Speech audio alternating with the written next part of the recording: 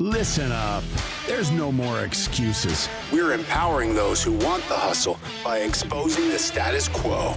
The days of ordinary are over. It's time to crush mediocrity and start discovering your greatest potential. Welcome to the Hustle Nation. To the Hustle Nation. To the Hustle Nation. To the Hustle Nation. To the Hustle.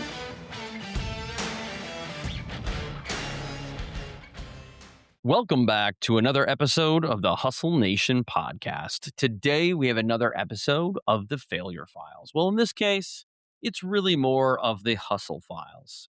We're going to talk about a brand and a store that I think most of you know and love. One of my favorites, and that is Costco. The case study today is about Costco's $1.50 hot dog, and it might be one of the smartest decisions in business. So, as you know, there is a product at Costco that has survived 7 U.S. presidents, the dot-com crash, the Great Recession, a global pandemic, multiple wars, and more than 4 decades of inflation. That's right. And though all of it, the price hasn't changed. $1.50, the Costco hot dog and soda. If the price had simply kept the pace with inflation, they're projecting it would cost several dollars today. In the ballpark, people are saying anywhere of $4.50, maybe even upwards of $7. Now, if you think about it, where you go out to lunch, it is becoming difficult at the fast foods of the world, even say a McDonald's, to eat for that price for one person, let alone any kind of Chipotle, Culver's, Qdoba, etc. If the price simply had kept the pace with inflation, we know it would be a very different story today. Instead, $1.50. And here's the story that gets really fun and really crazy.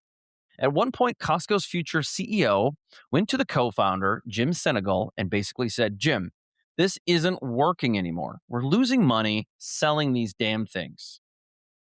Sinegal responds with his Costco legendary response, which was, if you raise the effing hot dog, I will kill you. Figure it out. And he wasn't really talking about a hot dog. He was talking about Costco, because that $1.50 hot dog might be one of the smartest branding decisions in American business or American marketing. And here's why. Let's go all the way back to the mid-1980s. Costco was still a young company. The original hot dogs were supplied by Hebrew National and sold from a cart outside a warehouse. If you know the hot dog game, you know Hebrew National has a great dog. The deal was very simple. Hot dog and a soda together, $1.50.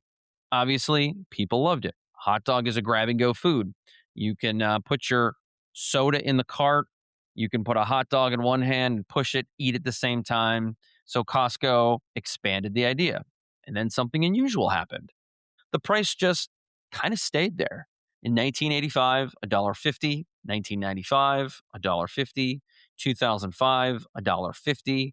2015, $1.50.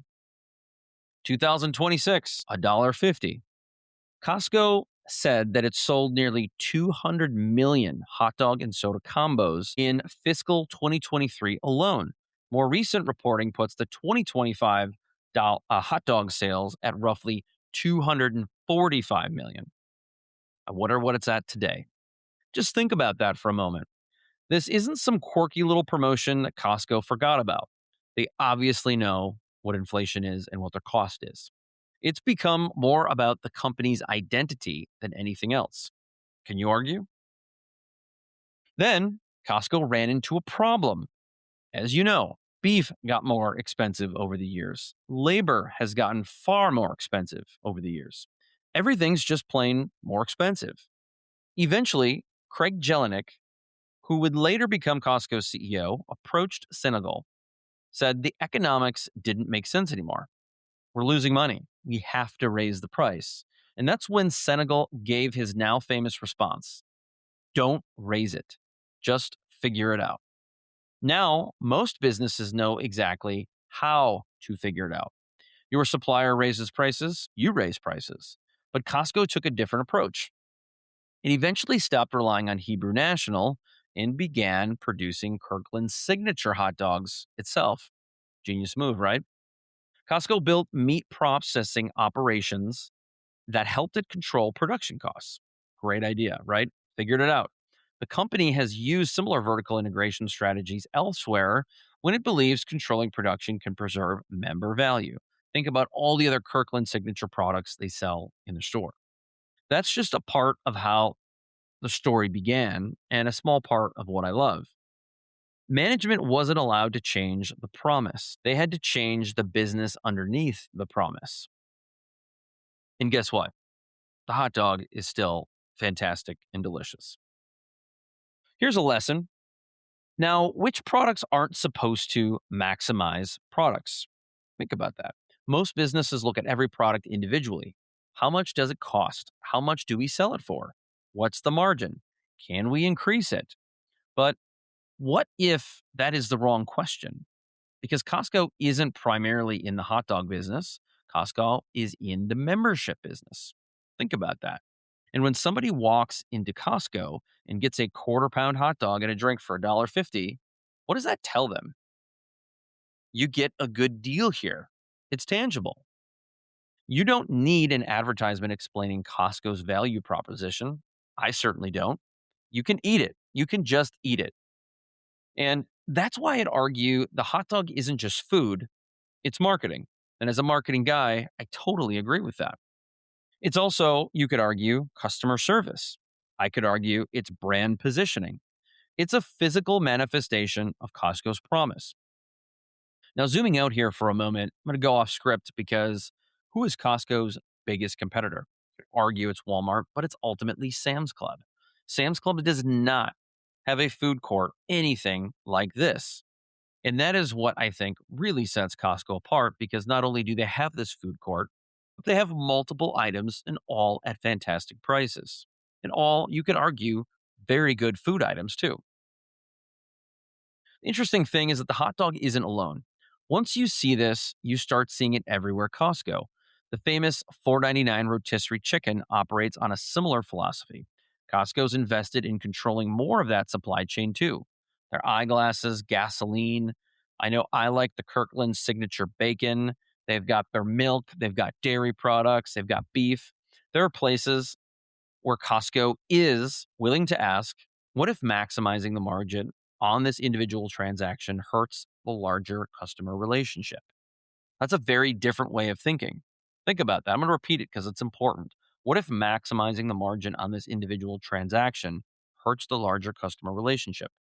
Well, obviously, there are millions and millions of customers. That would hurt a lot, right?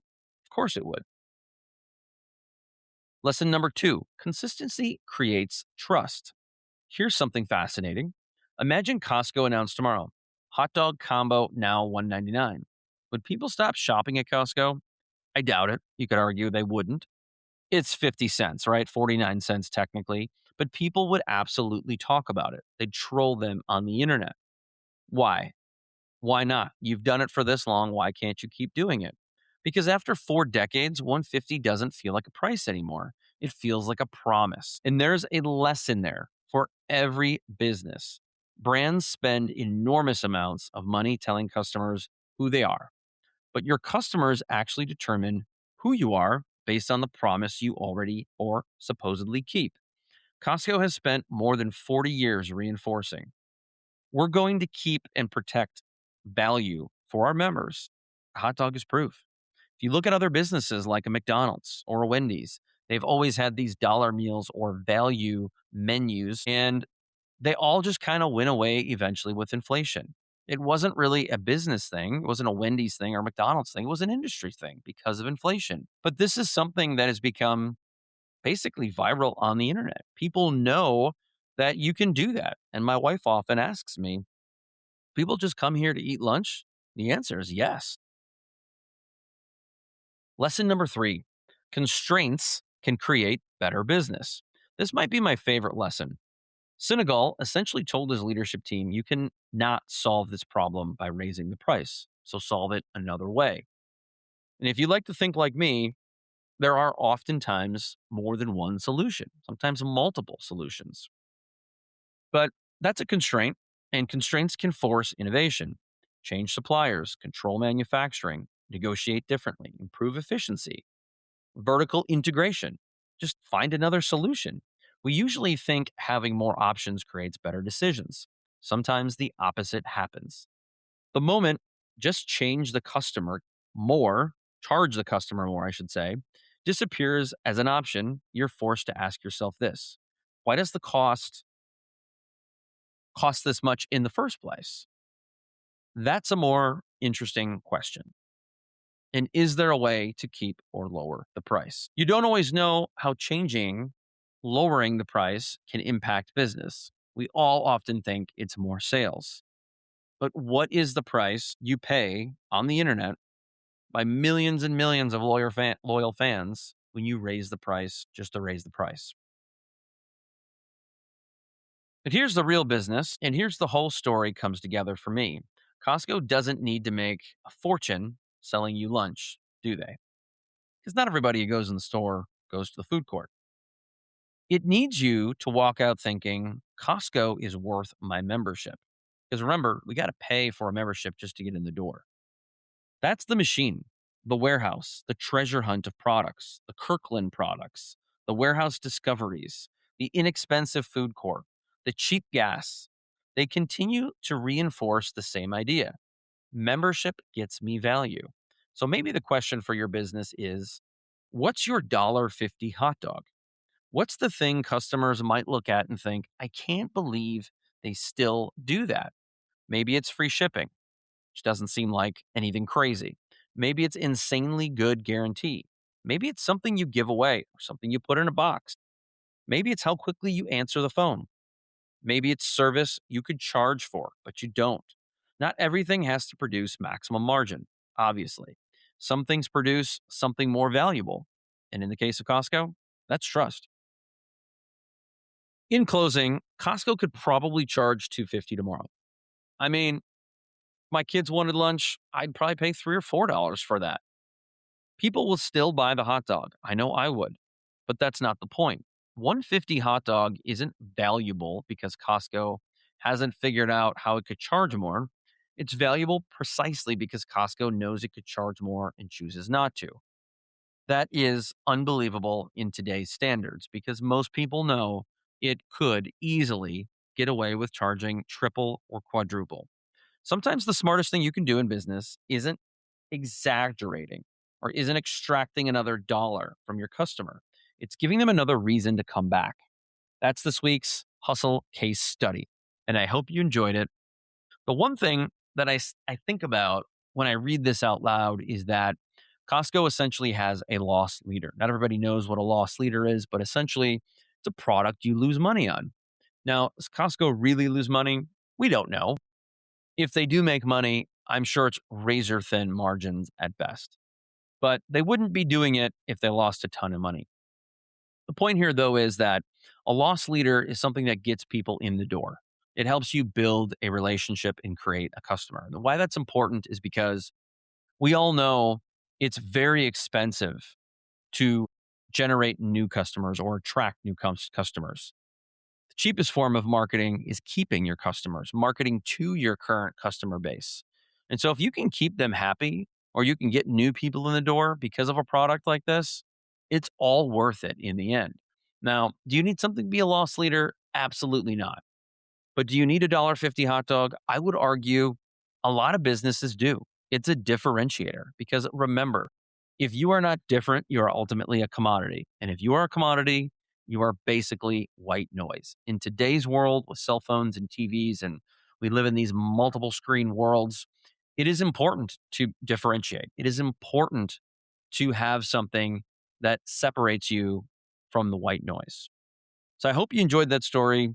I hope to see you back for another episode. Thanks so much for tuning in. We'll catch you on the flip side. Peace.